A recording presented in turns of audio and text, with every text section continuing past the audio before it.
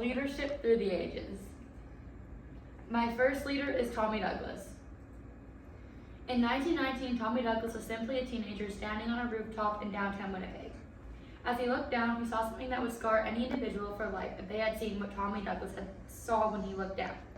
At first, all Tommy saw was protesters, protesting low wages. These people could not give their families the life they deserved, even though they put their blood, sweat, and tears into the work. Soon enough, the police arrived, and in cold blood shot over 20 of the protesting workers. 2 died that day, with the rest hurt for simply fighting for their rights, and for a life for themselves and their families. Tommy was deeply affected by that day and believed no one should be killed for fighting for what they believed to be right. When Tommy was 26, he became a minister to help people around him and began his first job in Saskatchewan. During this time, the miners in his town went on strike, and Tommy Douglas brought them food and blankets. Soon enough, the police showed up and yet again shot and killed 3 people in cold blood. This was the last straw for Tommy. He decided he had seen enough and went into politics. When Tommy Douglas was a kid, he got an infection in his leg, which needed surgery. During that time, Tommy's parents could not afford surgery. Therefore, Tommy was going to lose his leg. However, the doctor decided he would operate on it for free, pro bono. Not everyone was as lucky as Tommy, and because of this, in 1959, Tommy decided to bring in free healthcare for everyone in Saskatchewan. Major events. Tommy Douglas was a part of many major events and was even the start to many. In the 1930s, during the Great Depression, the economic struggles were at an all-time high. Tommy Douglas decided to fight for social justice, and to do that, he joined the Cooperative Commonwealth Federation, CCF, which was a socialist party formed in response to widespread poverty and inequality. In 1970, during the October crisis, Tommy Douglas was one of the few MPs who opposed invoking the War Measures Act, which suspended civil liberties. He defended the democratic rights during a time of fear and political tension. There were many other events, as mentioned, created universal health care, first in Saskatchewan and then throughout Canada, played a large role in politics from member of parliament to premier to federal government, and made a lasting impact. Accomplishments. Tommy Douglas was set up for victory since October 20th, 1904, the day he was born. Tommy's earliest achievement was in 1935 when he took his first step into politics. In 1935, Tommy Douglas was elected into the House of Commons as a member of Parliament. In 1944, Tommy Douglas was then elected as Premier of Saskatchewan, forming North America's first democratic socialist government. While in this role, he introduced public auto insurance. He created crown corporations to manage utilities and natural resources, improved labor laws and minimum wage, and expanded public education, which included free textbooks and adult education programs. Then in 1947, Tommy Douglas did something that the citizens of Canada now cannot imagine living without: universal health care. He started with universal health care insurance within Saskatchewan in 1947. Then in the 1960s, Tommy Douglas expanded this federally. In 1971, Tommy Douglas stepped down as NDP leader, but remained as a member of parliament until 1979. Tommy Douglas died on February 24th at the age of 81 after having a very successful life. Then, Tommy Douglas's largest achievement was in 2004, where he was voted for the greatest Canadian by a CBC nationwide vote. Leadership qualities. Tommy Douglas was one of the most successful leaders in the world. Therefore, there are numerous leadership qualities I can talk about. One of the main leadership qualities was his ability to communicate effectively and engage with the public. Tommy Douglas is known for his public speaking and his ability to persuade a crowd, and even more so, connect with them. When Tommy Douglas had originally joined the CCF, people tried to scare the voters by saying he was a communist. An article from BC campus said that Tommy Douglas said, "In Mouseland, the mice kept voting for black cats, who made laws that were only good for cats. To make a change, next time the mice voted for the fat white cats. Of course, nothing changed. Finally, one day, a mouse got the idea to vote for other mice. The story ends with everyone calling them communists. This story helped people understand socialism. The cats were like the rich people who were in government at the time. On the other hand, the mice were the working class, the people that Tommy wanted to see in government. With his bold ideas and ability to speak to a crowd, Tommy connected with voters and got elected as premier. Another leadership quality Tommy Douglas had was determination and perseverance. Nothing seemed to to stop Tommy from completing the task he set out for. In 1947, Tommy first proposed universal health care. Now, accepting this proposal took 17 years. It wasn't until 1966 that they approved this proposal, and despite oppression, obstacles, and political battles, he never gave up on what he believed in and never gave up on what he set out to do. My second leader is Shania Twain. Shania Twain was born on August 28, 1965 in Windsor, Ontario, by the name of Aline Regina Edwards. When Shania was 2, her family moved to her mother's hometown of Timmins, Ontario, after her parents' divorce. Her mother remarried Jerry Twain after they moved.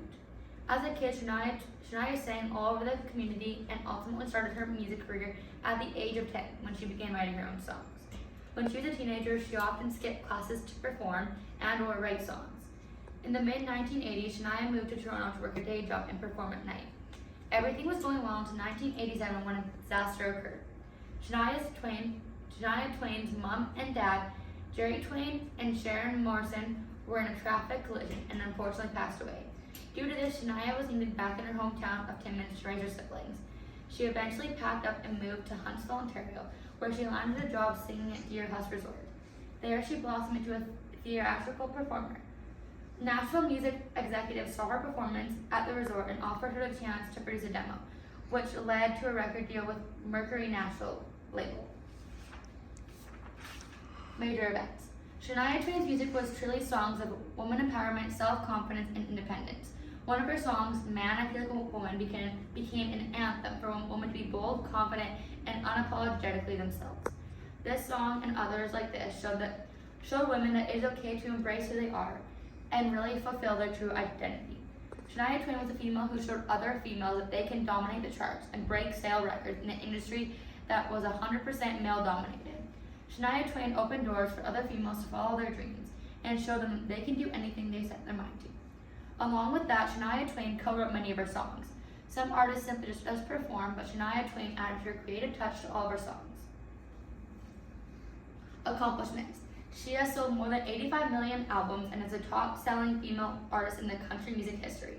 She has the 6th biggest selling album in the US of all time, Come On Over, and 16 top 10 hits, half of which reached number 1. And she has racked up multi-platinum album sales in 32 countries, including Canada, Australia, the UK, Indonesia, and the Netherlands and Norway. Shania Twain has won a total of 224 awards. This includes various awards like Grammy Awards, Juno Awards, and Canadian Country Music Association Awards. She also received the World Music Award for World's Best-Selling Female Country Artist. She received 28 awards and 64 nominations. Leadership qualities. One of Shania Twain's leadership qualities is resilience. Shania faced a really hard childhood going through health issues, which affected her voice, faced divorce, challenges, and even had to pack up and raise her younger siblings. Shania Twain also empowered everyone around her. Simply by standing up and being her unique self, she showed that females within a male-dominated industry can do anything. Saying that her leadership quality, another leadership quality that Shania Twain had was authenticity. She stayed true to herself no matter the obstacles she was facing and empowered others to do the same. Her music reflected her true self, as she also co-wrote it. My last leader is Don Cherry. Don Cherry was the oldest of 2 children of Maud and Damar Cherry. Don's younger brother Dick was also involved in hockey. Cherry wanted to be a professional hockey player since the age of 4. While growing up, he remembers going out on his knees every night to pray. Cherry was so intent on a career as a hockey player, he seldom focused on school. Cherry received great support from his parents while playing junior hockey. He remembers receiving gloves with holes in them from the team owner.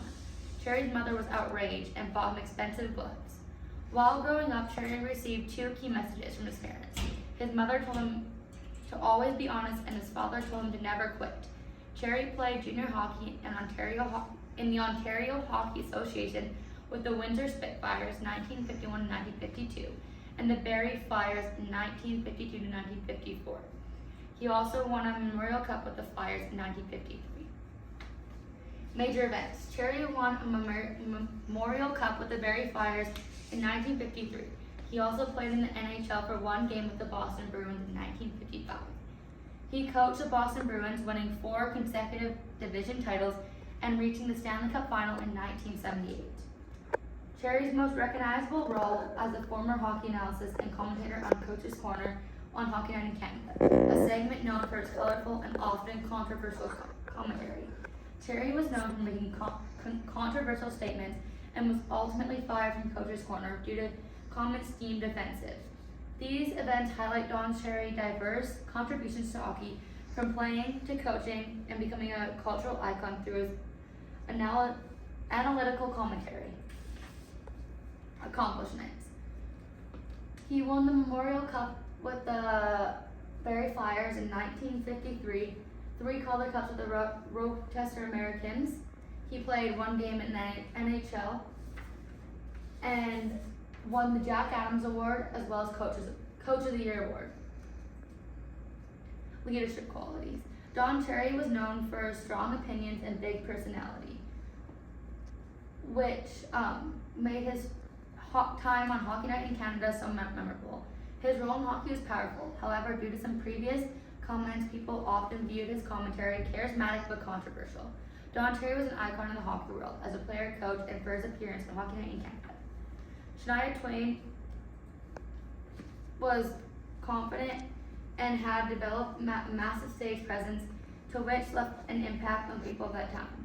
She faced any setbacks with grace and handled them with ease, not ruffling any feathers. She was a quiet but influential leader in the music industry. Her leadership shows in personal resilience and genre-breaking success. Tommy Douglas was a leader who rallied off public support. He was influential and knew how to rally a crowd. Tommy Douglas handled controversy from a diplomatic and political view and never shied away. He was a political leader who fundamentally changed Canadian healthcare, widely regarded as one of Canada's greatest leaders. So, modern day leaders. So we can compare Shania Twain to Taylor Swift because Shania Twain broke barriers in country and pop music, showing strength, authenticity, and a fearless approach to reinvention. Today, Taylor Swift channels a similar energy, an artist in control of her band, using her platform to advocate for artists' rights and personal growth. We can also compare Don Cherry to Donald Trump. Don Cherry, known for his flamboyant suits and fiery hockey commentary, led through boldness and unfiltered opinions. His modern-day equivalent might be Donald Trump. Both are polarizing, fiercely nationalistic, and connected deeply with a segment of public that values strength and directness, even if controversial. Both are leaders who never shy away from making their stance known, no matter how unpopular. We can also compare Tommy Douglas, who was the architect of Canada's universal healthcare. He was a progressive, visionary root and compassionate and equality. In today's world, he closely aligns with Bernie Sanders, who also fights for universal healthcare, income equality, and systematic reform. Both are admired for their unwavering principles and grassroots appeal. Why did I choose the leaders I chose? I chose the leaders I did because they were all so different and lead in unique and diverse ways. Tommy Douglas is a well-known leader, often known as best leader actually. He provided us with something that us Canadians cannot imagine living without, free healthcare. Then I chose Shania Twain because she is more of a modern time leader. She is still writing music and still creating an impact on the females around her. She is leading towards females and women empowerment. Tommy Douglas leads within politics and government, and Don Cherry was a leader in hockey realm. Don Cherry was known for his controversial leaving and for being fired from Hockey Night in Canada. He was never scared to speak the truth, which made him a very controversial leader, yet one that showed us we can stand up for what we believe in. The end.